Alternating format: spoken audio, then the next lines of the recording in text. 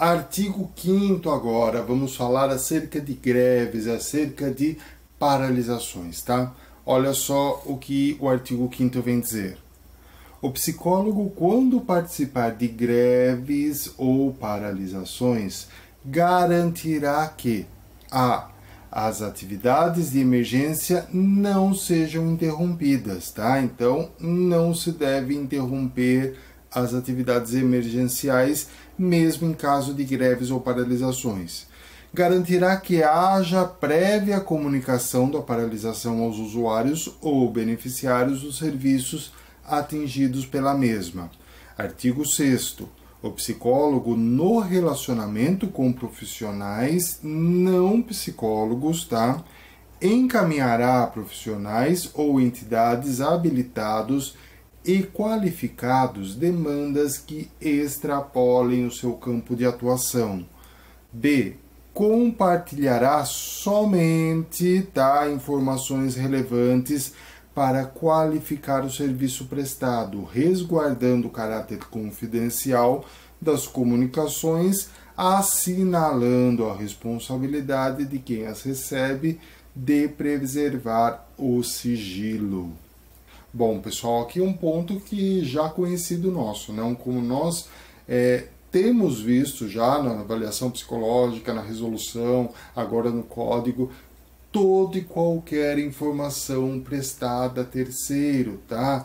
Só vai ser prestado as informações que sejam relevantes ao caso. Então, vamos supor que o judiciário lhe solicitou que você entregue todas as informações referentes à sua avaliação psicológica. Você vai entregar porque é o juiz que pediu? Não. Você vai entregar apenas as informações que sejam relevantes àquele caso, isso segundo os princípios e normas do nosso Código de Ética, tá ok? Bom, vamos dar continuidade. Olha aqui mais uma questão, FCC agora 2014.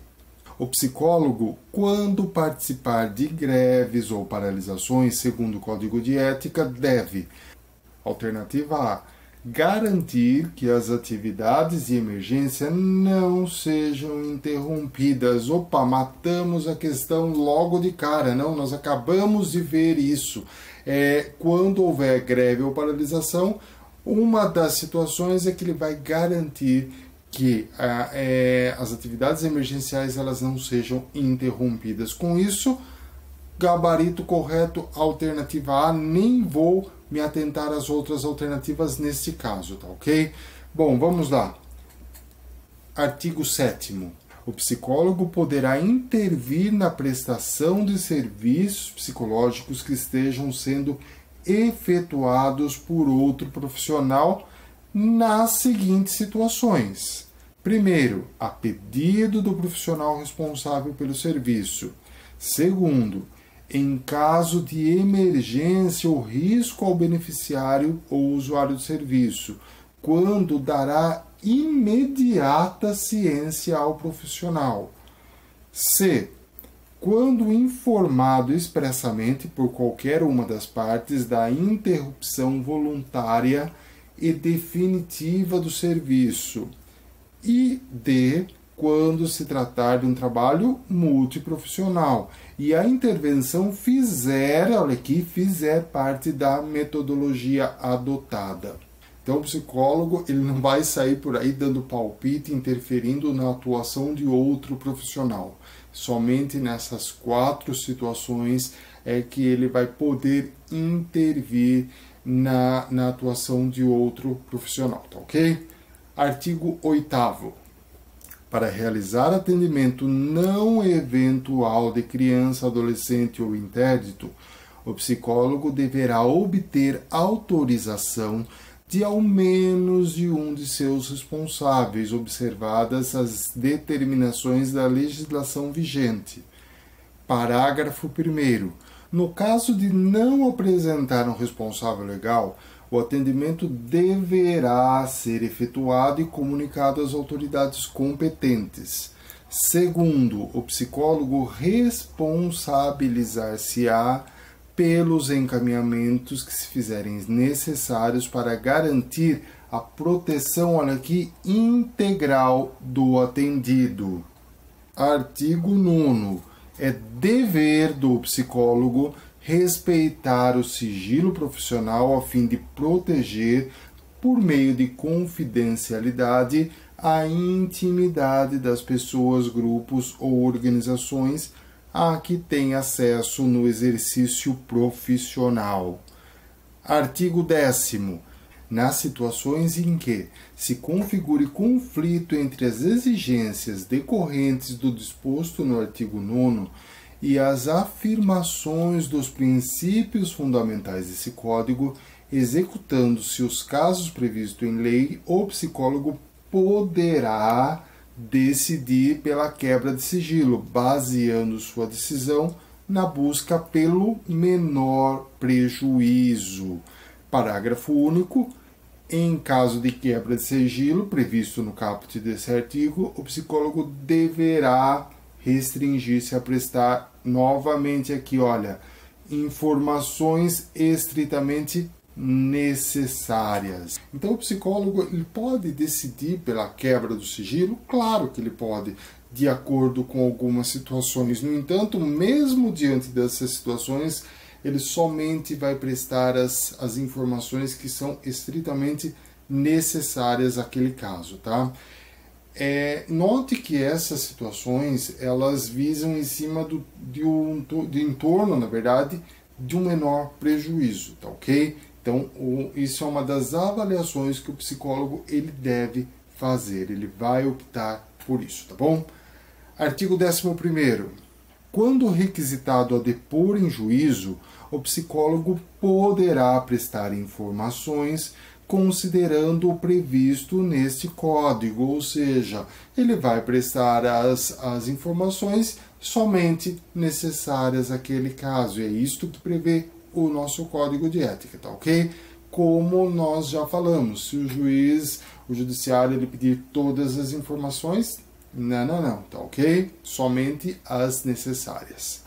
Questão FCC novamente, ano de 2016. Olha só, João, 35 anos, iniciou psicoterapia por estar apresentando transtorno de ansiedade. Após 3 meses de atendimento psicoterápico, sua esposa de 32 anos, então estamos falando da esposa de João, tá? Com quem encontra-se casado há 10 anos, telefonou ao psicólogo.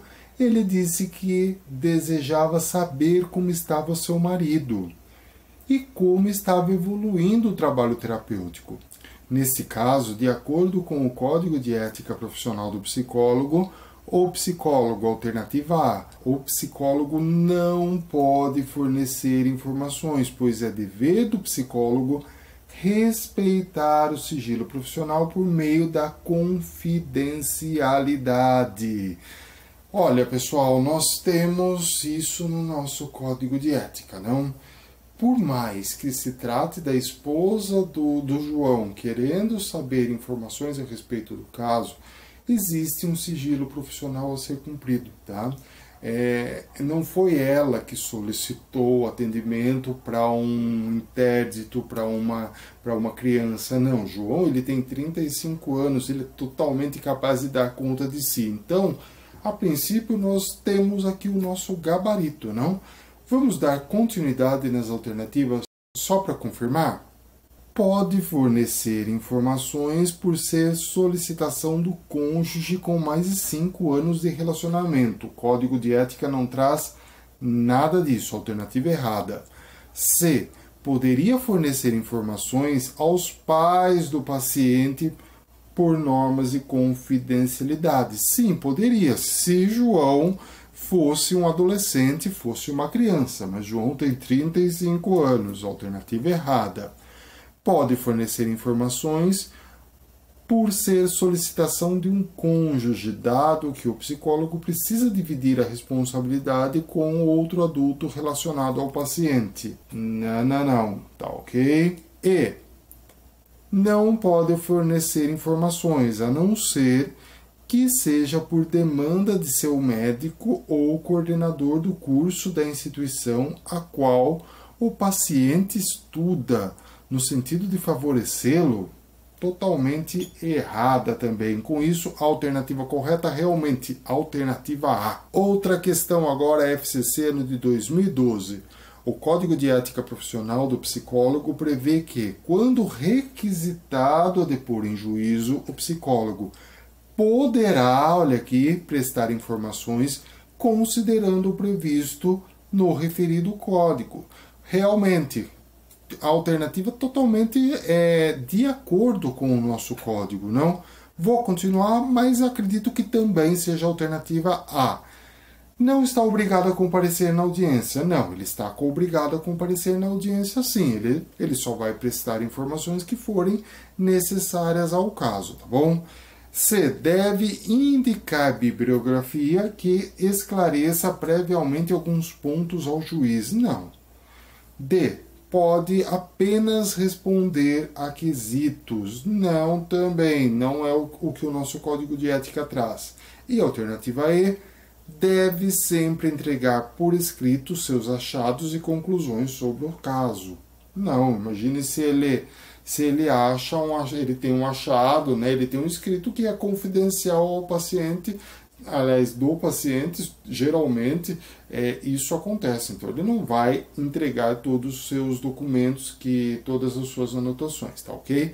Realmente a alternativa correta, alternativa A. Bom, vamos dar continuidade agora no artigo 12º.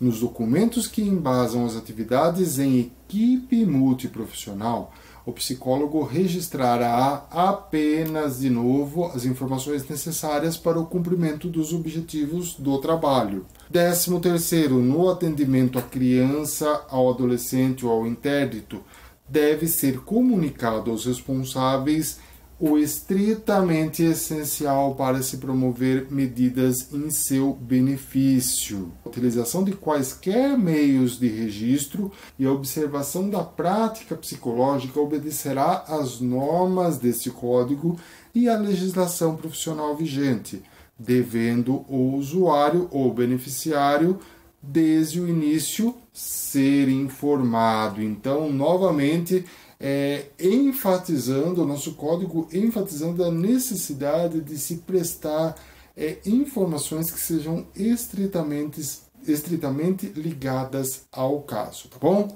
Bom, artigo 15º. Em casos de interrupção do trabalho do psicólogo, por quaisquer motivo, ele deve zelar pelo destino dos arquivos confidenciais. Parágrafo 1º. Em caso de demissão ou exoneração, o psicólogo deverá repassar todo o material ao psicólogo que vier a substituí-lo ou lacrá-lo para posterior utilização pelo psicólogo substituto.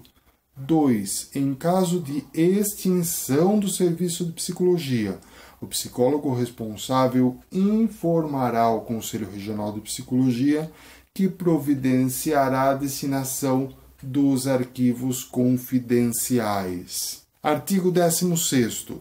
O psicólogo, na realização de estudos, pesquisas e atividades voltadas para a produção de conhecimento e desenvolvimento de tecnologias, avaliará os riscos envolvidos tanto pelos procedimentos como pela divulgação dos resultados, com o objetivo de proteger as pessoas, grupos, organizações e comunidades envolvidas.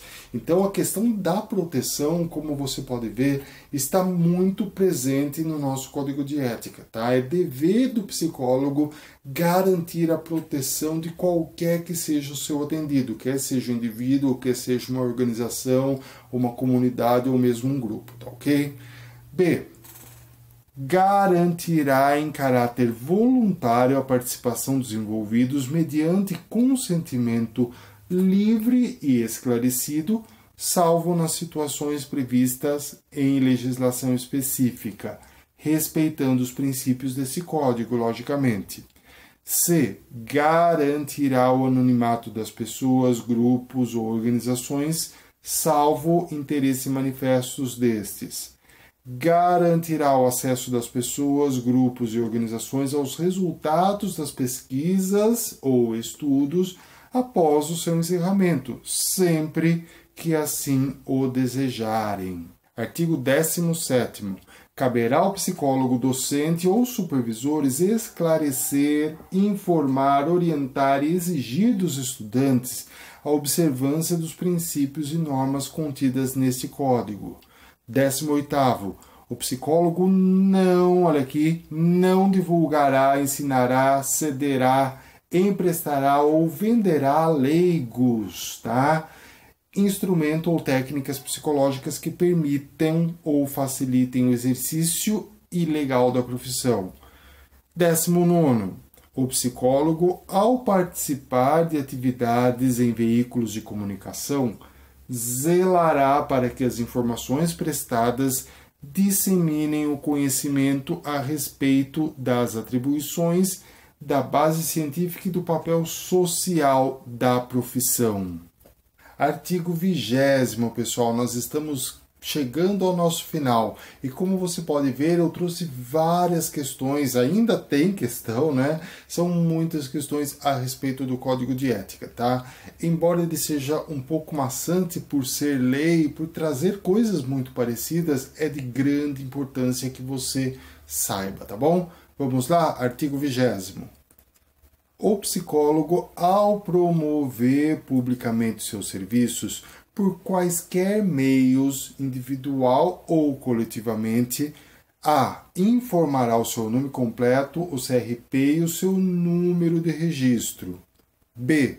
fará referência apenas a título ou qualificações profissionais que possua. C. divulgará somente qualificações, atividades e recursos relativos a técnicas e práticas que estejam reconhecidas ou regulamentadas pela profissão. D. não utilizará o preço do serviço como forma de propaganda. E. não fará previsão taxativa dos resultados. F. não fará autopromoção em detrimento de outros profissionais. G. não proporá atividades que sejam atribuições privativas de outras categorias profissionais. H. não fará divulgação sensacionalista das atividades profissionais. E agora eu gostaria de trazer para você mais uma questão acerca deste artigo 20º, tá? Questão FCC, ano de 2014. Olha só. O artigo 20º do Código de Ética informa que o psicólogo deve agir ao promover publicamente seus serviços por quaisquer meios, individual ou coletivamente. Dentro das disposições existentes deste artigo, encontra-se que o psicólogo fará previsão taxativa sobre os resultados do seu trabalho. Não, alternativa errada, não. Ele diz que ele não fará previsão taxativa dos resultados, é ao contrário. B. informará o preço do serviço como forma de propaganda. Olha que questão fácil, pessoal. Nós acabamos de ver isso, não? Alternativa C. fará referência apenas a títulos ou qualificações profissionais que possua. Isso sim, não? Nós vimos lá no artigo 20º que ele fará referência apenas a títulos ou qualificações profissionais que ele mesmo possua. Temos aqui provavelmente o nosso gabarito. Olha a alternativa D. Utilizará de autopromoção. Não, já paro por aqui, né? É proibido a autopromoção, tá ok? Relatará casos de sucesso e aproveitará a oportunidade para apresentar depoimentos de seus clientes. Não, alternativa errada. Com isso, a alternativa correta realmente a alternativa C. Artigo 21º, estamos chegando ao final, vamos falar agora das disposições gerais do nosso código de ética, tá? Sempre lembrando, olha só, se você pensa que não, que estamos acabando, mas eu ainda vou trazer questões e não é uma só, tá bom? Então, olha só, presta atenção. As transgressões dos preceitos deste código constituem infração disciplinar com a aplicação das seguintes penalidades nas formas dos dispositivos legais ou regimentais: advertência, multa, censura pública, suspensão do exercício profissional por até, olha aqui, 30 dias, ad referendo o Conselho Federal de Psicologia, e também a cassação do exercício profissional ad referendo do Conselho Federal de Psicologia. Então, quando nós falamos da penalidade, coisas importantes saber. Além da advertência, da multa e da censura pública, que são penalidades, tá? Ele vai ter duas coisas, suspensão e cassação, tá? Guarde bem isso. Suspensão do exercício profissional por quanto tempo? 30 dias, tá? Ele pode ser suspenso aí por 30 dias do exercício profissional. E a cassação também do exercício profissional, tá bom? Questão FCC ano de 2014. Consta no Código de Ética do Psicólogo, em seu artigo 21º, que as transgressões e os preceitos do Código constituem infração disciplinar, com aplicação de penalidades na forma de dispositivos legais ou regimentais, dentre eles, censura privada. Não, errado. Fábio, você acabou de falar de censura? Não, censura pública, tá ok? Censura privada. Olha como a FCC é malandra. Multa. Temos multa? Temos multa, sim. Então, essa é uma alternativa, essa é uma penalidade correta. Não, vamos ver a próxima? Permissão do serviço profissional por somente 30 dias? Não, é suspensão do serviço por 30 dias. Cassação dos documentos? Não, também é cassação do exercício profissional. Prisão? Não, prisão não consta como penalidade. Então, temos que multa é a nossa alternativa correta, tá bom? Vamos lá. Outra questão agora, FCC ano de 2013 também. No artigo 21º do Código de Ética Profissional do Psicólogo, consta que as transgressões aos preceitos do Código constituem infração disciplinar com aplicação de penalidades. Olha aqui. Não, tá? Risca aqui, marca bem para você não se confundir. Não está prevista como penalidade no Código de Ética. Agora ele quer saber o que não está, tá bom? Alternativa A. Proibição de exercer magistério por 60 dias. O Código de Ética não consta nada a respeito disso, não. Essa alternativa é totalmente errada, porém, ela é a alternativa certa, porque lembre-se, ele queria a errada, que não está prevista como penalidade. É essa aqui, não? Vamos ver as outras, só para confirmar? B. Multa, sim, logicamente. C. Censura pública. D. Suspensão do exercício profissional por até 30 dias, ok?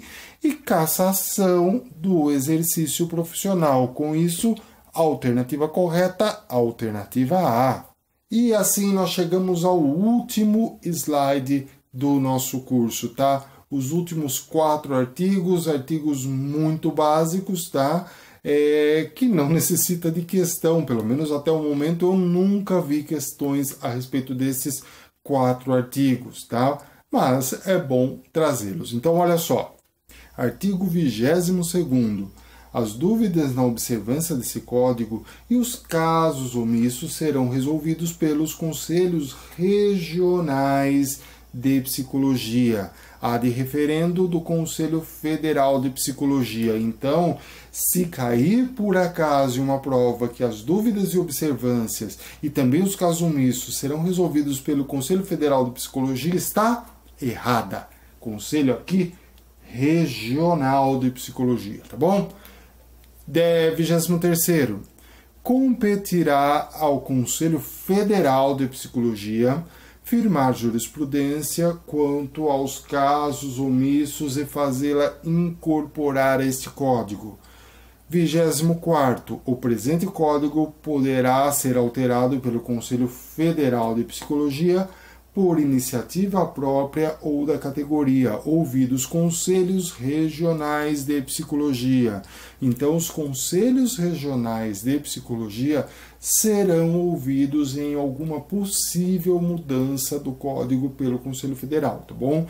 Então, o Conselho Federal ele não tem autonomia para realizar essas mudanças sem que se ouça os conselhos regionais de psicologia, tá bom?